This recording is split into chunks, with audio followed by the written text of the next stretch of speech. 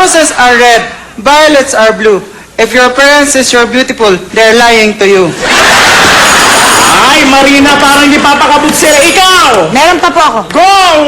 Alam mo ha. Roses are red, violets are blue. Every time I flush the toilet, I remember you. Naku, Ray! Mga kaibigan, painit na painit ang galit ng ating magkatunggali. Pero bago pa natin, hayaan sila mag-away. Bob, paliwanag mo muna ang game. Okay, Kim, ang mga maglalaro ay dapat masagot ang kategory na pipili ng ating computer.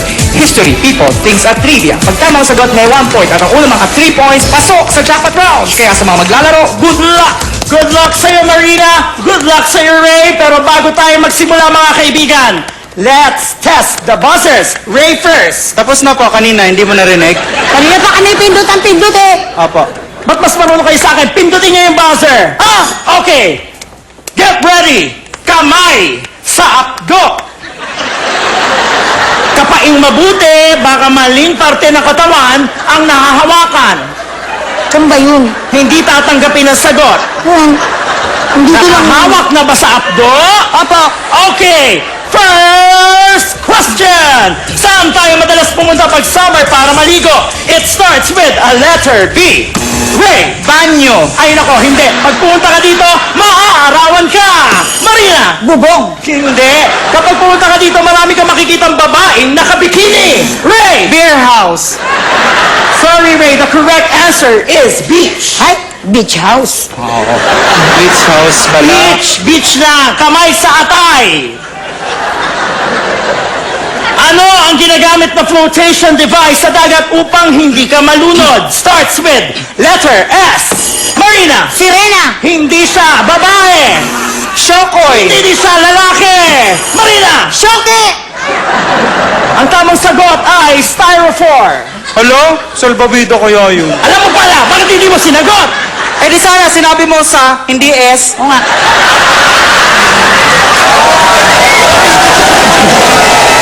Mga kaibigan, makakuha pa kaya ng tamang sagot ang ating mga manlalaro? Uuwi kaya silang kulelat? Uuwing butata? Malalaman natin sa pagbabalik ng Wawa Wheel or No Deal. Kaya ba? Ano ba yan? Gusto hindi kayo magtinyo, nakakaloka kayo. Iniwanan na tayo ng mga advertisers. This time, kamay sa... Ba't ka nakahawak sa kilikili mo? Andito na siya. Ikaw bakit sa likod? Nipit ko. Kaloka kayo. Ito, history. Ay, madali. Ano ang pangalan ng lugar kung saan binaril si Gat Jose Rizal? Ang dating pangalan nito ay Bagong Bayan. Ang unang letra ng unang word ay L. Go, Ray! Lobon! Nako! Lumagpas ka! Ay, naku, nakatulog ako. Second word dito, makinig clue. Ang second word ay park. Blank park. Marina! Sandara Park. Hindi siya artista, lugar ito na pinupuntahan na magsyota. Ray! Victoria Park! Clue, malapit ito sa Intramuros. Marina! Manila Planetarium. Hindi, mas malapit pa doon. Go, Ray! Manila Aquarium! Manila Aquarium! Ano? Manila Aquarium! Lumapit ka pa! Manila Aquarium! Hindi ko sinabing lumapit. Ano ka ba? Hindi ko sinabing lumapit ka. Go, Marina! Still! Manila Aquarium. Ba't ka lumalayo? Manila Aquarium. Bakit ka layo-layo mo? Ah, hindi malapit eh. Bumalik ka dito, disqualified kita. Ano ba yan? Diyos ko, parang kayo mga walang alam. Nakakaloka kayo. Last clue, makinig. Pag pumunta ka dito, makikita mo si Jose Rizal. Hey, go! Ano yan? Ano? Lu... Ay, di niya alam. Alam ko. Lu! Alam ko yan. Alam ko yan. Ako, Ray, ako malapit na matapos yung time. Ano? Lu... Ay, sayang! Sayang, Lu! Go! Marina for the steal! Lu! Nakikita si Jose Rizal! Lu! Go! Lumang piso.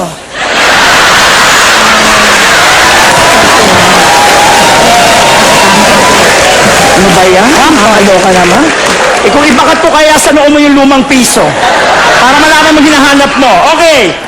Next, kamay sa utak. Kamay sa utak.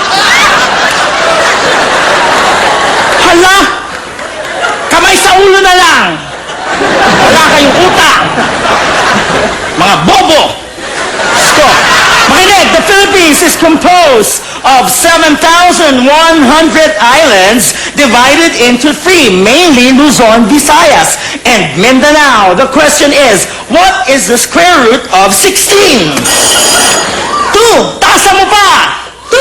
2! Hindi! Mataas pa dyan! 3! Kakaloka kayo. The correct answer is 4! 4! Ano ba kayo? Hindi to singing bee. Game show ito. Kamay sa noo.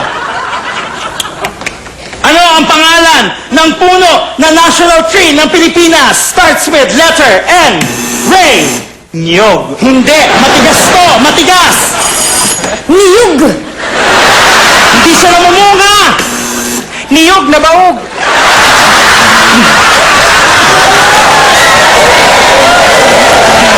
Ano ba yan? Matigas, hindi namumunga. Tapos, nakikita lang ito sa mga virgin forest. Go, Marina! Virgin coconut oil. Puno nga, puno! Ano? Virgin coconut tree. Puno to, puno na malaking malaki. Sa sobrang laki nito, kapag pumunta ka sa ilalim, pwede kang magpalamig. Go! Ice buko. The correct answer is Nara. Kamay sa talampakan. Nara flavor. Oo, sarap yun. At paano kami pipindot kung dito ang kamay namin? Oo nga, di ihampas niyo yung ulo niyo. Total, wala namang utak yan. Kakaloka kayo. Ano ito? Hay, makinig!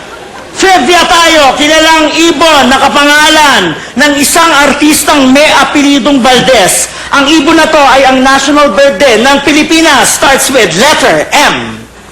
Ray. Manok. Hindi. M ang simula, A ang dulo. Ano? Manoka. Kulay brown nito. Kulay brown. Ano? Lechon manoka. Hindi. Ano ka ba? Brown nito na maliit na maliit. Go! Chicken cubes. Maliit na brown na may pakpak. Chicken cube with wings. At kailan pa nilagay sa pantry ang chicken cubes? Ay, suot ko ngayon. Ayan. Ito sasabihin ko ang tamang sagot. Makinig lahat. M ang simula, A ang dulo. National bird ng Pilipinas. Ang sagot ay manok na bata. Walang masyadong natawa. Pasensya na, akala ko magandang idea.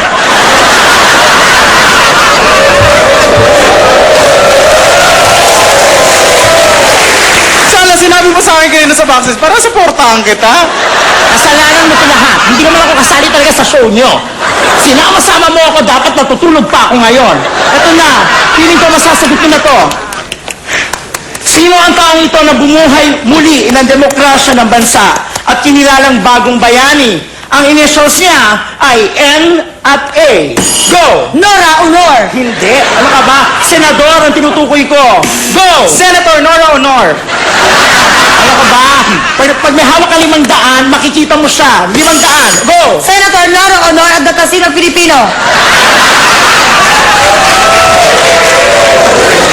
Listen. Children, listen. Ang taong tinutukoy ko na NA ay bayani na patay na. Patay na siya. Patay na. Ay, bakit? Ay, kawawa ka naman. Patay na si ate.